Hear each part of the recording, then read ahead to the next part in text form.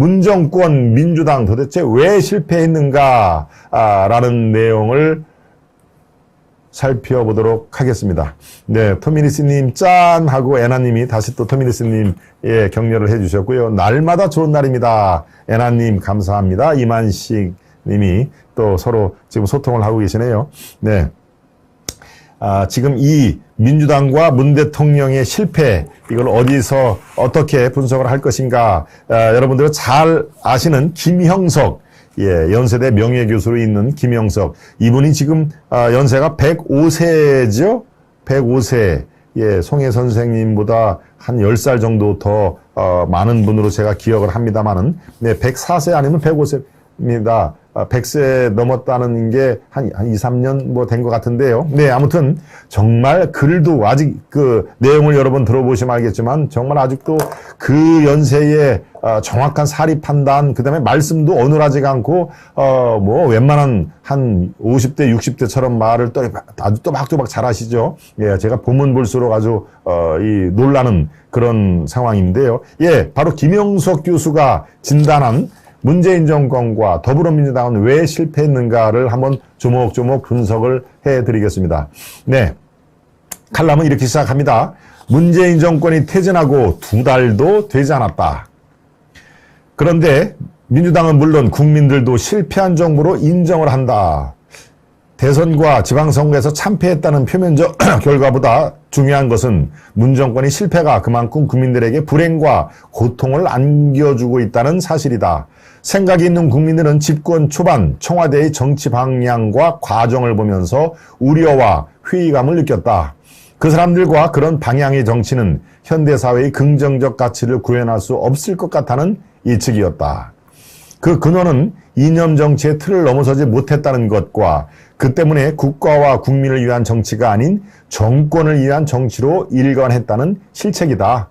정치는 역사적 현실에서 국민을 위한 객관적 가치를 추구해야 한다.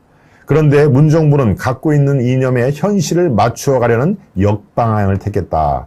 예, 현실에 자신의 이념을 아무리 좌파라고 해도 현실이 엄중하면은 그 이념을 뒤로 빼고 현실에 맞는 실사구시, 이른바 실용정책을 펼쳤어야 그게 제대로 된 국가와 대한민국을 위해서 봉사하는 공직 아니냐, 이런 뜻이겠죠. 그런데 이 사람들은 이념 우선주의라고 현실을 억지로 짜서 맞췄다라고 하는 게 바로 김영석 교수의 진단인데, 예, 저는 100번 지당한 말씀으로 정확한 분석이라고 봅니다. 어제도 말씀하신 소주성, 예, 이런 게 대표적인 실책인 것이죠. 현실을 조목조목해서 이념에 맞추려고 하니까 그게 제대로 이게 펼쳐지겠습니까? 네, 바로 김영석 교수의 진단은 이렇게 이어지고 있습니다. 박근혜 정부 때 벌어진 세월호 사건의 정리와 해결도 아직까지 끝내지 못하고 있다. 문 정부가 뜻하는 결론을 찾기 위해 긴 세월을 다 허비했다. 그렇게 엄청난 비극을 겪었음에도 희생된 학생들과 국민을 위한 사회적 개혁이나 변화를 남겨주지 못했다. 천안함 폭침도 그렇다. 문 대통령의 견해와 과학적이고 객관적 판단을 기대하는 국민과는 거리가 엄청 멀었다. 고 민평기 상사의 모친이 이게 북한 소행인가 누구의 소행이냐라고 물었을 때 북한 소행이라는 것이 정부의 입장이라고 말했다. 그 부모와 국민은 대통령의 진실과 의지를 알고 싶었던 것이다. 지금도 우리 주변에는 천안함 피격이 북한의 공격이 아니기를 기대하는 사람들이 있다. 예, 김영석 교수의 진단입니다. 정치계와 국민의 중요한 과제를 부상하고 있는 서해에서 벌어진 해양수산부 공무원 고 이대준 씨 사건도 마찬가지다. 제가 이슈 3에서도 말씀을 드렸듯이 바로 김영석 교수도 이 사건을 그렇게 허투루 볼 수가 없다는 얘기로 강조를 하고 있는 겁니다. 그가 자진해서 월북했다는 정부의 발표를 믿었던 국민들까지도 정권의 유상을 지키려는 청와대의 조작이었을 것이라는 의아심을 갖고 있다. 그렇게 중대한 사건을 아무것도 아닌 일이라든지 이제 와서 문제 삼을 필요가 있는가라고 반문하는 민주당 지지자들과 사건 당사자들의 발언을 어떻게 받아들여야 하는가? 국민을 그렇게 우습게 보아도 되는지 내가 묻고 싶다.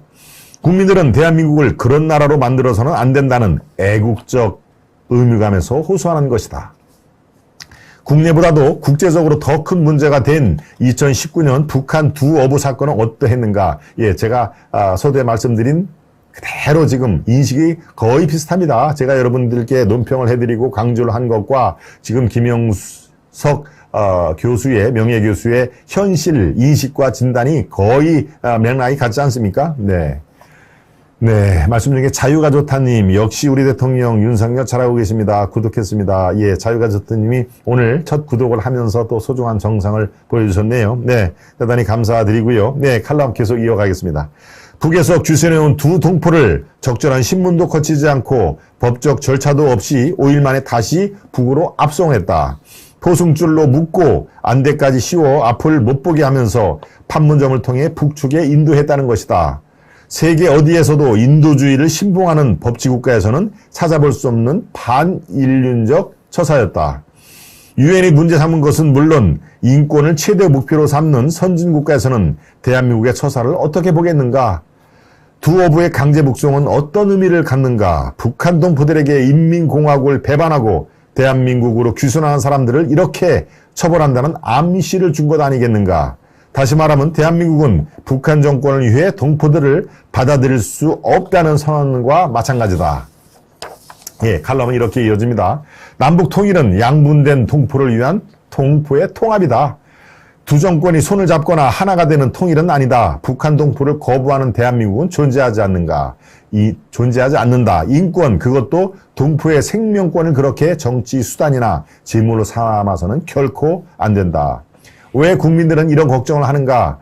정권 간의 정치 보복 때문이 아니다. 권력의 보복은 망국의 길이다. 우리 민족의 역사의 유언이기도 하다. 진실과 정직, 정의와 선, 자유로운 창조 정신은 인간의 사회적 존재의 기본 조건이다.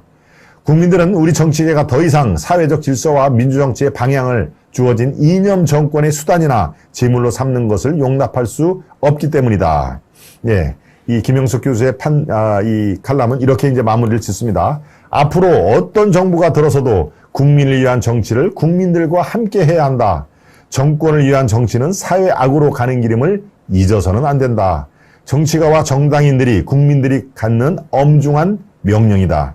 대한민국의 국격을 훼손시키며 국민들을 부끄럽게 만드는 대통령과 정치인이 돼서는 패망의 지름길이다. 최고 지도자인 대통령은 대통령을 위하는 측근들보다 국민은 섬기는 지도자들과 함께 해야 한다. 김형석 명예교수. 예, 바로 지금 100세가 훨씬 넘은 김영석 교수의 현실 이슈에 대한 진단과 분석이 제가 여러분들께 좀 전에 해드린 말씀과 거의 궤를 같이 합니다. 그러니까 제대로 된 상식, 건강한 시야와 판단력이 있으면은 이렇게 두 가지 사안을 보는 그 시각이 아주 일치하고 있다. 북한 어부, 자진 귀순을 한 북한 어부를 강제 북송하는 그 사건, 서해 공무원 피살 사건을 보는 민주당과 집권 세력의 그런 그 시각, 이런 것들을 우리는 참 가슴 아프게 생각을 하고, 이거는 있어서는 안 될 그런 역사적인 아주 천추의 그런 그 역사의 반면교사로 우리는 두고두고 삼아야 할 것이다 라고 하는 정말 노교수, 100세를 산 노교수의 아주 피맺힌 그런 절규로 저는 들립니다. 아마 여러분도 마찬가지로 생각을 하실 거고요. 네. 김 박사, 정수기 부부 안대 씌워서 택배로 북으로 보냅시다. 애나님도 참 아주 속이 상하셔가지고 오죽하면 저런 얘기를 하셨겠습니까? 정수기 부부 누군지 아시죠? 여러분들 다 안대를 씌워 택배로 북으로 보냅시다. 제 생각도 제물로 바친 것 같습니다. 제물이죠? 제물로 바친 것 같습니다. 예, 자유가 좋다님. 예, 네 번째 문정권과 민주당은 왜 실패했는가라고 하는 노교수, 그렇지만 아주 정정한 100세 교수 김영석 명예교수의 칼럼을 그래서 제가 여러분께 소개를 해드렸고요.